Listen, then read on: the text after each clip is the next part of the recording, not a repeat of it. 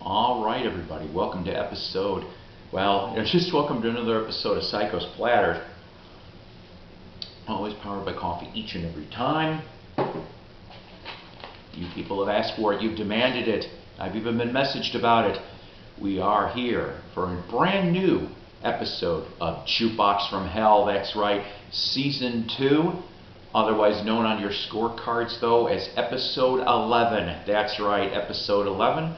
We will be investigating the 1982 album from George Harrison's Gone Troppo. Now, my research here provided from George Harrison's official website, Wiki and AllMusic. Alright? So George Harrison, like I said, Gone Troppo, released in November 1982. It was recorded May to August of that year. After this album, he wouldn't do another album for 5 years till that great 1987 album Cloud 9. George seemed disillusioned to make this record due to the previous album Somewhere in England failed to go gold in the United States, even with the hit single all those years ago. On a personal note, I remember a few months, I think, after Somewhere in England was released, I saw that album in cutout bins in different record stores, so I don't get it. Gone Troppo was the last album in his Warner Brother distribution contract. Warner didn't quite know how to market this record.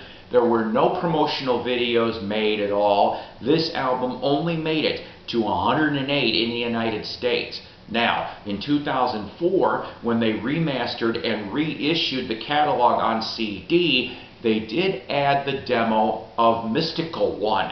Now, your people on this particular album here, you've got Ray Cooper, percussionist extraordinaire, you've got Billy Preston, Gary Brooker, of course, of Procol Harum, John Lord plays keyboards on one track, of Deep Purple and Whitesnake, and Sarita does backing vocals, and she used to work with Stevie Wonder. That's right. So, let's go into this track by track, shall we?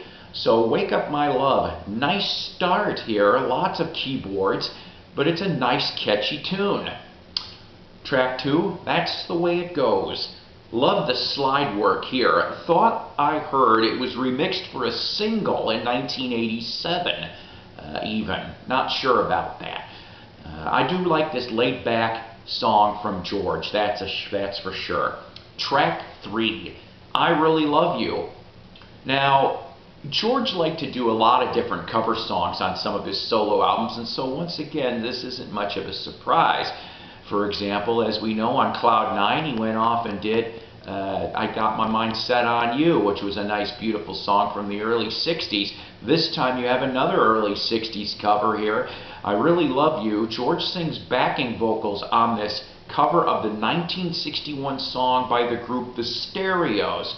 The bass voice, though, is good, but it throws me off a little bit. I don't know who does the bass on, there's like 2 to 3 tracks on here, and there's this low, deep bass voice, and I'm sorry, it throws me off a little bit.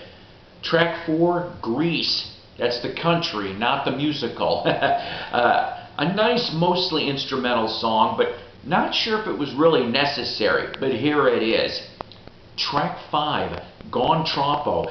This immediately puts me on a beach. This song has always been fun and enjoyable, down to the steel drum sound and other percussions in the elements of this tune. It's time you know I've gone Troppo. Track 6, Mystical One. Someone in the past complimented that it was bright and calm, and I actually agree with that. That is the perfect description for Mystical One. Track 7, Unknown Delight. Hearing this almost puts me in a dream state. That's not a bad thing here. Track 8, Baby Don't Run Away. Instrument-wise, really good, but at times, George's voice seems to get buried some in the mix. Track 9, Dream Away. The theme song to the 1981 Handmade Films movie Time Bandits. Now in Japan, this was released as a single only. One of my faves, seriously, from this album, and it also features backing vocals from Sarita, who, like I previously said, was with Stevie Wonder. But my question to everybody out there, I could have sworn that I remember hearing that on the Dream Away, the soundtrack and the film, that there's a slightly extended mix to this tune. I don't know how true that is. If anybody knows, let me know in the comments.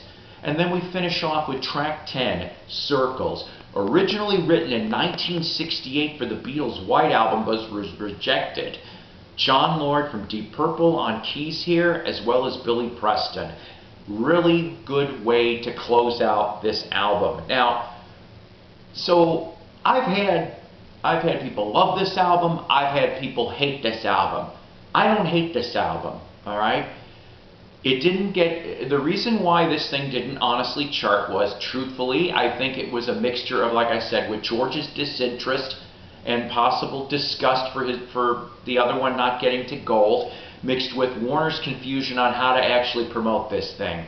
I think, truthfully, if they would have been able to come to terms and meet maybe in a compromising halfway point, I really think I could have seen this album at least in the top 50 back in late 82, early 83. I think that would have worked out really well. I really enjoyed this album. This is a laid-back album, to be honest with you, and that's just fine with me. So as far as for the singles were concerned, Wake Up My Love only made it to 53 on the US charts. I Really Love You didn't chart at all. You're going to get a quick stopgap after Gone Troppo. In April 1985, George does a song on the Porky's Revenge soundtrack, of all places. It's a cover of Bob Dylan's I Don't Want to Do It. It ends up being released as a single on Columbia, for that matter. But other than that, you won't hear anything else from George for 5 years, till that wonderful, beautiful album Cloud 9 comes out. But you know what? If you're a fan of George Harrison, if you're a fan of the Beatles, if you're a fan of really nice laid-back music, go get this. Give it a second chance. And I think you're going to like it, and it grows on you with repeated listenings. So, now I know, saying that, you maybe are asking, and maybe not, what will be episode 2 in season 2 of Jukebox from Hell? This one's a little bit more of a curveball, if you will. Last season, the curveballs were ELO Part 2 and Contraband. But you know what? You guys still tuned in and you still were interested. This time we're going to go back a couple of years to the fall of 1978 on Capricorn Records. Black Oak, as in Black Oak, Arkansas. I'd Rather Be Sailing. Yes, this one here signed by Jim Dandy and Ricky Lee Reynolds, but we'll investigate this album further in the next episode of Jukebox from Hell. In the comments, go off and mention some suggestions for future Jukebox from Hell episodes. I am willing to take any and all suggestions that are reasonable here. And if I use your suggestion, we go off and I give you a shout out for that as well. Remember, ladies and gentlemen, take care, God bless, rock on.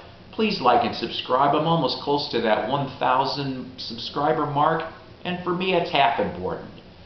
Remember, always powered by coffee, kids, each and every time. You take care, and see you next time.